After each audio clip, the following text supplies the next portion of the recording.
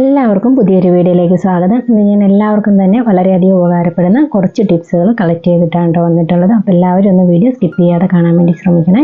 അപ്പോൾ ഇന്നത്തെ first tip, നമ്മൾ പാക്കറ്റിൽ വാങ്ങുന്ന സാധനങ്ങൾ പൊട്ടിച്ചതിന് ശേഷം വേറെ പാത്രത്തിലേക്ക് മാറ്റി വെക്കാതെ കവറിനകത്ത് തന്നെ വെക്കുന്നുണ്ടെങ്കിൽ ഒട്ടും തണുത്തു പോകാതെയും അതുപോലെ പ്രാണികളൊന്നും കയറാതിരിക്കാതെയും ഇതെങ്ങനെ സൂക്ഷിക്കാം എന്നതാണ് കേട്ടോ ഇന്നത്തെ ആദ്യത്തെ ടിപ്പ്.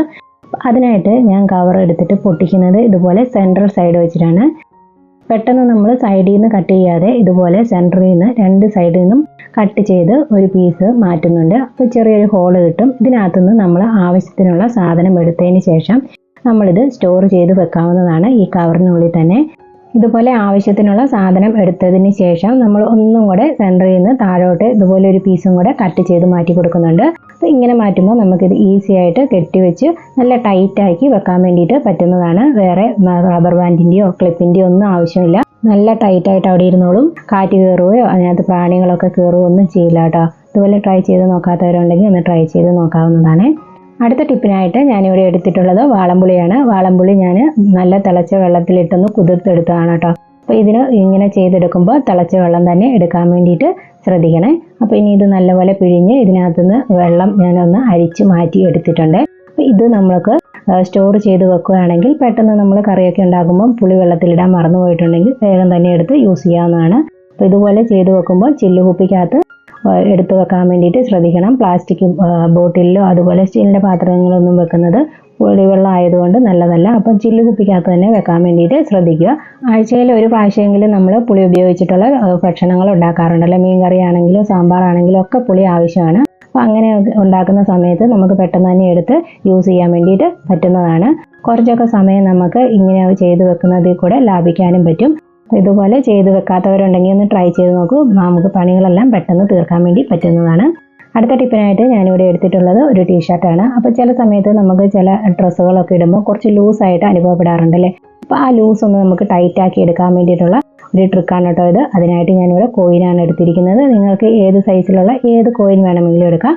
ഞാനിപ്പോൾ ഇവിടെ എടുത്തിട്ടുള്ളത് 5 രൂപയുടെ കോയിനാണ് കേട്ടോ. അപ്പോൾ ആ കോയിൻ വെച്ചിട്ട് എങ്ങനെ ഇത് ടൈറ്റാക്കി എടുക്കുന്നതെന്ന് നോക്കാം. അപ്പോൾ ഇതുപോലെ നെക്കിനും കുറച്ച് ഭാഗം താഴോട്ടാക്കി മാറ്റിയിട്ട് ഈ കോയിൻ വെച്ച് കൊടുക്കുന്നുണ്ട്. ഇതുപോലെ സെൻട്രൽ ഭാഗത്തായിട്ട് വേണം ഇത് വെച്ച് കൊടുക്കാൻ വേണ്ടിയിട്ട്. ഇതുപോലെ വെച്ച് കൊടുത്തതിന് ശേഷം ഇതുപോലെ നമുക്കൊന്ന് ടൈറ്റാക്കി പിടിക്കാം. അതിനുശേഷം ഒരു റബ്ബർ ബാൻഡ് ഇട്ട് കൊടുക്കാവുന്നതാണ് ടൈറ്റാക്കി എടുക്കാൻ വേണ്ടിയിട്ട്. ഞാനിപ്പം ബ്ലാക്ക് കളർ റബ്ബർ ബാൻഡാണ് എടുത്തിരിക്കുന്നത്. നിങ്ങളുടെ കയ്യിൽ ഡ്രസ്സിൻ്റെ സെയിം കളർ ബാൻഡ് ഉണ്ടെങ്കിൽ അതെടുത്ത് ഉപയോഗിക്കാവുന്നതാണ് കേട്ടോ. അല്ലെങ്കിലും ഈ റബ്ബർ ബാൻഡിൻ്റെ കളറ് വെളിയിലോട്ട് കാണാവുന്നതല്ല. അപ്പോൾ ഇതുപോലെ കിട്ടും. നല്ലൊരു ഡിസൈൻ ആയിട്ടാണ് ഇവിടെ കിട്ടുന്നത്. ഇതുപോലെ കുറച്ചൊക്കെ ലൂസായിട്ടുള്ള ഡ്രസ്സാണെങ്കിൽ നമുക്ക് സ്റ്റിച്ച് ചെയ്യാൻ കൊടുക്കാതെയും അതുപോലെ കൈത്തുന്നലൊന്നും തയ്ക്കാതെ നമുക്ക് പെട്ടെന്ന് റെഡിയായി ഇട്ടിട്ട് പോകാൻ വേണ്ടിയിട്ട് ഇതുപോലെ ചെയ്യുവാണെങ്കിൽ പറ്റുന്നതാണ് കേട്ടോ. അപ്പോൾ കുറച്ചും കൂടെ ടൈറ്റൊക്കെ വേണമെങ്കിൽ ഇതുപോലെ താഴോട്ട് വീണ്ടും കോയിൻ വെച്ച് കൊടുക്കുക. എത്ര കോയിൻ വേണമെങ്കിലും വെച്ച് കൊടുക്കുക കേട്ടോ. ഇതുപോലെ താഴെ വരെ നമുക്ക് ബട്ടൺ മാതിരി വെച്ച് കൊടുത്ത് ഡിസൈൻ ചെയ്തെടുക്കാവുന്നതാണ്. രണ്ടാമത്തെ കോയിൻ വെച്ച് കൊടുക്കുമ്പോഴും ആദ്യം വെച്ചതിൻ്റെ നേരെ താഴെ ഗ്യാപ്പ് ഇട്ടിട്ട് വേണം വെച്ച് കൊടുക്കാൻ വേണ്ടിയിട്ട്. കുറച്ച് അങ്ങോട്ടോ ഇങ്ങോട്ടോ മാറിപ്പോയിട്ടുണ്ടെങ്കിൽ ആ ഭംഗി കിട്ടുന്നതല്ല കേട്ടോ. അപ്പോൾ ഇത് ഞാനിവിടെ 2 എണ്ണം വെച്ച് കൊടുത്തിട്ടുണ്ട്. നല്ല ഭംഗിക്ക് ഇങ്ങനെ ഇരുന്നോളും. ഇനിയും കൂടുതൽ ആവശ്യമുണ്ടെങ്കിൽ താഴേക്ക് വെച്ച് കൊടുക്കാവുന്നതാണ്. അപ്പോൾ ഇതുപോലെ തന്നെ നമുക്ക് കൈയൊക്കെ ലൂസ് ഉണ്ടെങ്കിൽ അവിടെയും വെച്ച് കൊടുക്കാവുന്നതാണ്.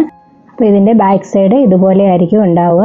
അതും നല്ലൊരു ഡിസൈൻ ആയിട്ട് തന്നെയാണ് ഇരിക്കുന്നത്. അപ്പോൾ നിങ്ങൾക്ക് ഈ കോയിൻ വേണമെങ്കിൽ നേരെ അകത്ത് വെച്ചിട്ടും ഇതുപോലെ ഡിസൈൻ ചെയ്തെടുക്കാവുന്നതാണ്. അപ്പോൾ ഇതുപോലെ കൈ നമുക്ക് ലൂസ് ഉണ്ടെങ്കിൽ കൈയുടെ സ്റ്റിച്ചിൻ്റെ 1 ഇഞ്ചൊക്കെ വിട്ടിട്ട് നമുക്കിതുപോലെ കോയിൻ വെച്ചിട്ട് ചെയ്തെടുക്കാവുന്നതാണ്. അപ്പോൾ അത് നല്ലൊരു ഡിസൈൻ ആയിട്ടിരിക്കും. എപ്പോഴും നമ്മൾ ഇടുന്ന ഡിസൈൻ ഒന്ന് മാറ്റി ഒരു ഡിസൈനിലേക്ക് ആ ഡ്രസ്സ് തന്നെ ഉപയോഗിക്കണമെങ്കിൽ ഇതുപോലെ ഒന്ന് ട്രൈ ചെയ്ത് നോക്കാവുന്നതാണ്. അപ്പോൾ ഇതുപോലെ ട്രൈ ചെയ്ത് നോക്കാത്തവരുണ്ടെങ്കിൽ ഒന്ന് ട്രൈ ചെയ്ത് നോക്കുമ്പോൾ നല്ല അടിപൊളി ഡിസൈനായിട്ട് കിട്ടുന്നതാണ്. അപ്പോൾ ഇട്ട് കഴിഞ്ഞതിന് ശേഷമുള്ളത് ഇങ്ങനെയാണ് കേട്ടോ. നല്ലൊരു ഡിസൈനാണ്. ഒരു വൃത്തികേടും ഉണ്ടായിരിക്കുന്നതല്ല. ലൂസായിട്ടിരിക്കുന്ന ഡ്രസ്സ് നല്ല ഷേപ്പിലും ഇടാൻ പറ്റുന്നതാണ്.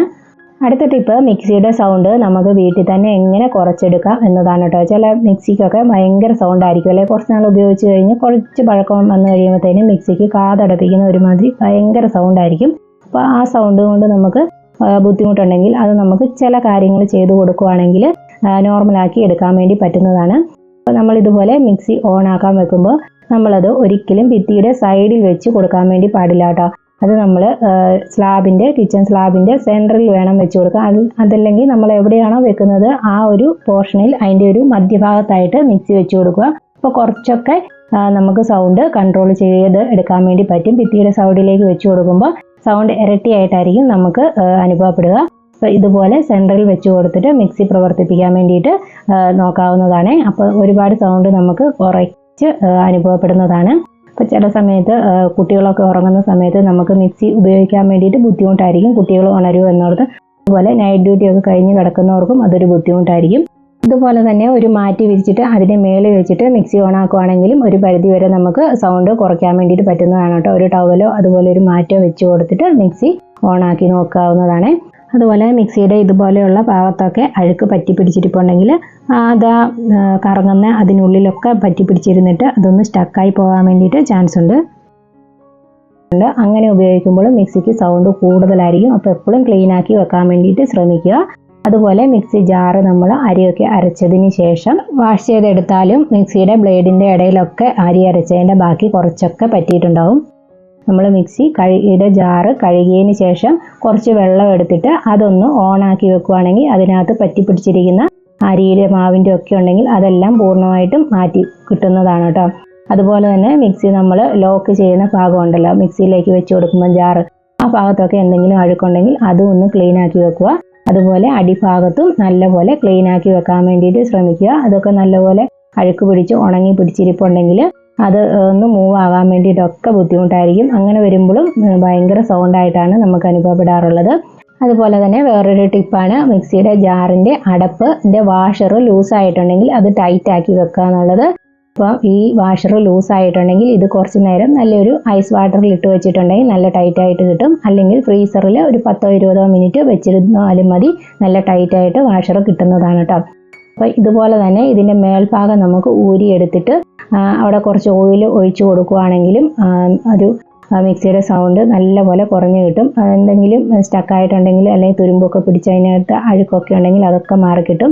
ഇതുപോലെ ഊരിയെടുക്കാൻ ബുദ്ധിമുട്ടുണ്ടെങ്കിൽ മിക്സി ഒന്ന് ചെരിച്ച് വെച്ച് കൊടുത്തിട്ട് ഇതുപോലെ ഓയിൽ ഒഴിച്ചു കൊടുത്താൽ മതി കേട്ടോ. നല്ല സെൻട്രലായിട്ട് ഓയിൽ ഒഴിച്ചു കൊടുക്കുക. എന്നിട്ട് ഒരു ബഡ്സോ എന്തെങ്കിലും വെച്ചിട്ട് അതൊന്ന് തിരിച്ചു കൊടുത്തിരുന്നാൽ മതി. അപ്പോൾ നല്ലപോലെ എന്തെങ്കിലും തുരുമ്പൊക്കെ പിടിച്ചിരിപ്പുണ്ടെങ്കിൽ അതൊക്കെ കിട്ടുന്നതാണ്. അതുപോലെ അഴുക്കുണ്ടെങ്കിൽ അതും മാറി കിട്ടുന്നതാണ് കേട്ടോ. അപ്പോൾ ഇതുപോലെ ഇടയ്ക്കൊക്കെ ഒന്ന് ചെയ്ത് കൊടുക്കുകയാണെങ്കിൽ മിക്സി കേടാകാതെ എത്ര കാലം വേണമെങ്കിലും നമുക്ക് പുതുപുത്തനായിട്ട് തന്നെ ഉപയോഗിക്കാൻ വേണ്ടിയിട്ട് പറ്റുന്നതാണ്. അപ്പോൾ ഇതുപോലെ ചെയ്ത് കൊടുത്തതിന് ശേഷം മിക്സി ഒന്ന് ഓണാക്കി നോക്കുക. അപ്പോൾ അതിനകത്തുള്ള തുരുമ്പൊക്കെ വെളിയിലോട്ട് വരുന്നതായിരിക്കും കേട്ടോ.